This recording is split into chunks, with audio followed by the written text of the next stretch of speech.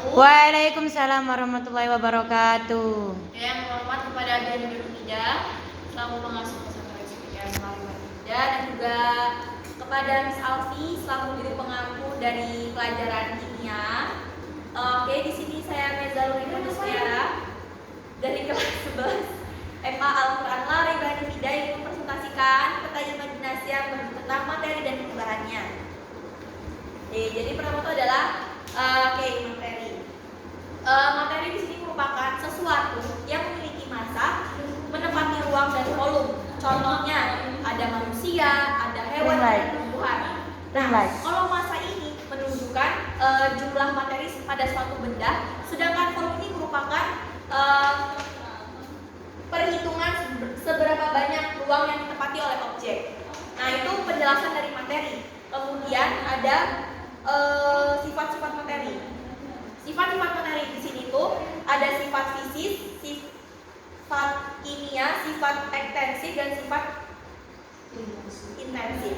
Jadi fisis itu merupakan sifat yang tidak berhubungan dengan pembentukan zat baru. Contohnya kayak misalnya titik leleh, titik didih, sama kerapatan. Kalau sifat kimia ini merupakan sifat yang kereaktifan ini. Sifat yang berhubungan dengan zat baru. Contohnya misalnya kereaktifan, mudah tidaknya terbakar, gitu. Habis itu sifat ekstensif, itu merupakan sifat yang bergantung pada jumlah materi. Contohnya misalnya kayak massa, kayak volume. Habis itu ternyata ada sifat intensif. Jadi ini merupakan sifat yang tidak bergantung pada jumlah zat. Contohnya titik leleh, titik lebur, bau dan rasa. Ini sifat-sifat dari materi. Kemudian ada perubahannya. Perubahan itu kayak ada dua, ada perubahan fisis sama perubahan kimia. Kalau perubahan kimia adalah perubahan yang menghasilkan zat baru. Contohnya tuh kayak pencucian pakaian, terus tuh pelelehan lilin, penyubliman kapur barus. Kalau sifat fisis ini sifat yang tidak menghasilkan zat baru. Nah, setelah itu ada unsur, senyawa dan campuran. Kalau unsur ini merupakan materi yang paling sederhana yang tidak dapat diuraikan menjadi zat yang sederhana. Contohnya tuh ada besi atau Fe, terus karbon, C, dan oksigen O. Kemudian ada senyawa. Senyawa ini merupakan gabungan dua unsur atau lebih melalui reaksi kimia. Contohnya air murni H2O, kemudian glukosa C6H12O6.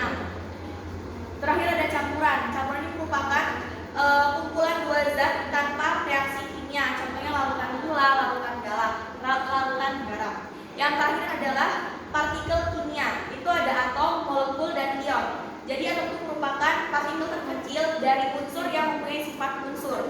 Terus ada molekul. Molekul ini merupakan gabungan atom yang berkaitan secara kimia. Nah, atom itu ada dua, ada yang senyawa dan ada yang sejenis. Kalau yang senyawa contohnya ada air atau H2O, terus tuh ada sejenis oksigen sama nitrogen. Terakhir tuh ada ion, yaitu merupakan atom atau molekul yang bermuatan listrik. Contoh itu yaitu ada yang positif, ada yang negatif. Positif dikatakan apa mbak? Ion, Negatif. anion. Tadi molekul ada dua macam apa itu?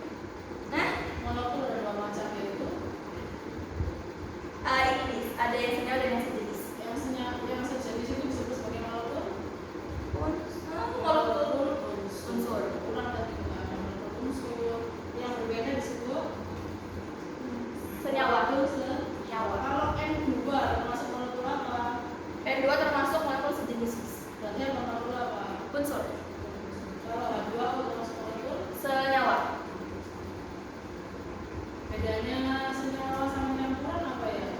Kalau campuran itu gabungan dari ini sejenis dan senyawa, unsur dan